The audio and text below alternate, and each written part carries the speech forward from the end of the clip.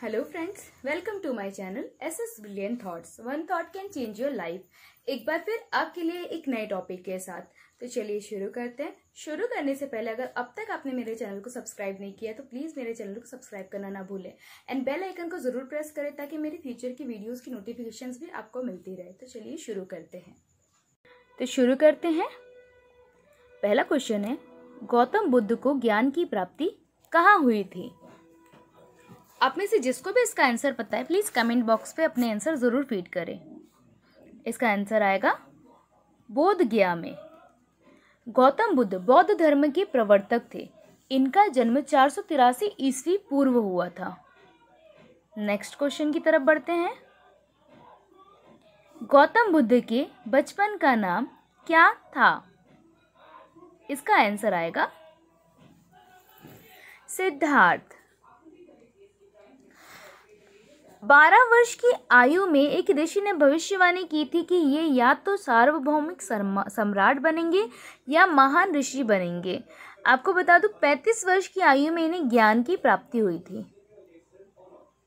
हमारा next question, Punjabi भाषा की लिपि कौन सी है? इसका सही उत्तर आएगा गुरुमुखी। इससे इंपॉर्टेंट एक और चीज मैं आपको बता दूं तो हिंदी भाषा की लिपि देवनागरी है, अंग्रेजी भाषा की लिपि रोमन है, उर्दू भाषा की लिपि अरबी है एंड संस्कृत की लिपि ब्राही है। नेक्स्ट क्वेश्चन, भारत की मुख्य भूमि का दक्षिणतम किनारा कौन सा है? इसका सही जवाब है कन्याकुमारी। कन्याकुमारी हिंद महासागर, बंगाल की खाड़ी तथा अरब सागर का संगम स्थल है। ये एक पर्यटन स्थल भी है जो तमिलनाडु राज्य के अंदर आता है। और यहाँ से रिलेटेड एक और इम्पोर्टेंट चीज बता दो, यहाँ गांधी जी का स्मारक भी है जहाँ पे गांधी जी की चिता की राख रखी हुई है। नेक्स्ट क्वेश्चन, भारत में सबसे पहले सूर्य किस राज्य में निकलता है? इसका आंसर आएगा अरुणाचल प्रदेश। 20 फरवरी 1987 को पूर्ण राज्य का दर्जा मिला था अरुणाचल प्रदेश को।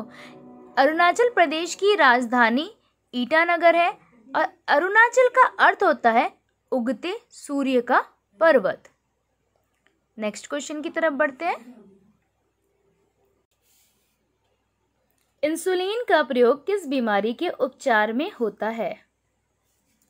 इसका सही उत्तर आएगा मधुमेह, जिसे डायबिटीज भी कहते हैं। कनाडा के चिकित्सा वैज्ञानिक सर फ्रेडरिक ग्रांट बेटिंग ने सन 1921 में इस दवाई का या इस इंजेक्शन का आविष्कार किया था। 1923 में चिकित्सा विज्ञान ने इस आविष्कार के लिए उन्हें नोबेल पुरस्कार से पुरस्कृत भी किया था। हमारा नेक्स्ट क्वेश्चन है, बिहू किस राज्य का प्रसिद्ध त्योहार है? इसका आंसर आएगा असम। बिहू असम के 3 सांस्कृतिक उत्सवों के समूहों को दर्शाता है। यह एक्चुअल में नृत्य और लोकगीत दोनों हैं। ये त्योहार अप्रैल में शुरू होता है और वहाँ के लोग इसे नववर्ष के रूप में मनाते हैं। हमारा अगला क्वेश्चन, कौन सा विटामिन आंवले में प्रचुर मात्रा में मिलता है? इसका आंसर आएगा विटामिन सी। विटामिन सी खट्टे पदार्थों में ज़्यादा होता है। इसकी भूमिका शरीर में एक संरक्षक की तरह होती है, जिसे आप एंटीवायरस भी कह सकते हैं। शरीर की रोग प्रतिरोधक क्षमता को बढ़ाने के लिए इसका यूज़ किया जाता है। और आपको बता दूं तो एक most important question vitamin C से जुड़ा हुआ है। अक्सर क्वेश्चन पूछे जाते हैं कि संजीवनी बूटी किस विटामिन को कहा जाता है, तो ये विटामिन सी को ही कहा जाता है। नेक्स्ट क्वेश्चन, कागज का आविष्कार किस देश में हुआ था? इसका सही उत्तर आएगा चीन। चीन में 202 ईस्वी पूर्व कागज का आविष्कार हुआ था। अगले क्वेश्चन की तरफ बढ़ते हैं। आर्य समाज की स्थापना किसने की थी? आप में से किसी को पता हो तो प्लीज कमेंट बॉक्स में अपने आंसर जरूर फीड करें। इसका उत्तर आएगा स्वामी दयानंद सरस्वती जी ने। आर्य समाज एक हिंदू सुधार आंदोलन था। 10 अप्रैल 1875 में बंबई में इसकी स्थापना हुई थी। अगला प्रश्न, भारत में सशस्त्र बलों का सर्वोच्च सेनापति कौन होता है?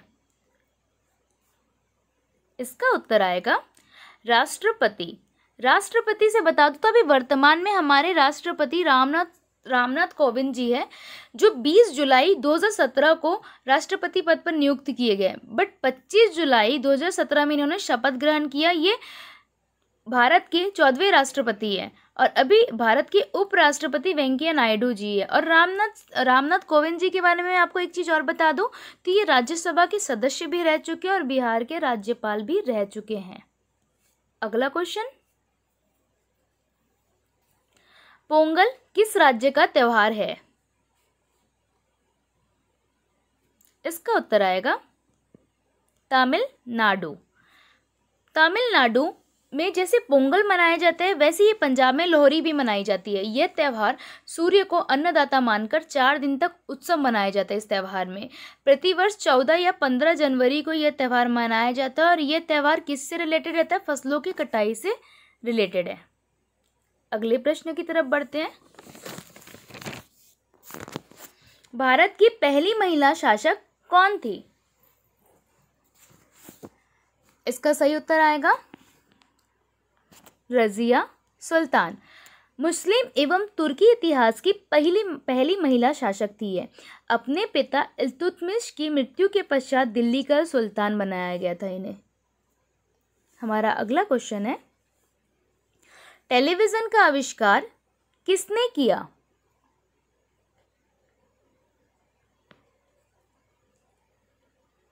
इसका आंसर आएगा जॉन लोगी बेयर्ड ने। 1925 में इसका आविष्कार किया था, जो पहला वर्किंग टेलीविज़न था। फिर नेक्स्ट 1927 में फिलो फॉन्सवर्थ ने नेक्स्ट टेलीविज़न का आविष्कार किया और 1928 में जीएल बेयर्ड ने कलर टेलीविज़न का आविष्कार किया था। नेक्स्ट क्वेश्चन, माउंट एवरेस्ट में 2 बार चढ़ने वाली महिला कौन थी? इसका आंसर आएगा संतोष यादव। नेक्स्ट, भारत की पहली महिला राज्यपाल कौन थी? भारत की पहली महिला राज्यपाल सरोजिनी नायडू जी थी।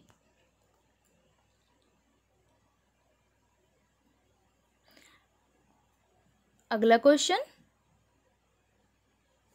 ब्रह्म समाज की स्थापना किसके द्वारा की गई? ब्रह्म समाज की स्थापना राजा राम मोहन राय जी के द्वारा की गई। यह एक सामाजिक धार्मिक आंदोलन था। इसकी स्थापना 1828 में की गई, जिसने बंगाल के पुनर्जागरण युग को प्रभावित किया। इस आंदोलन का उद्देश्य धार्मिक आस्थाओं में बटी जनता को एक करना और समाज में फैली धार्मिक कुरीतियों को दूर करना था। अगला प्रश्न,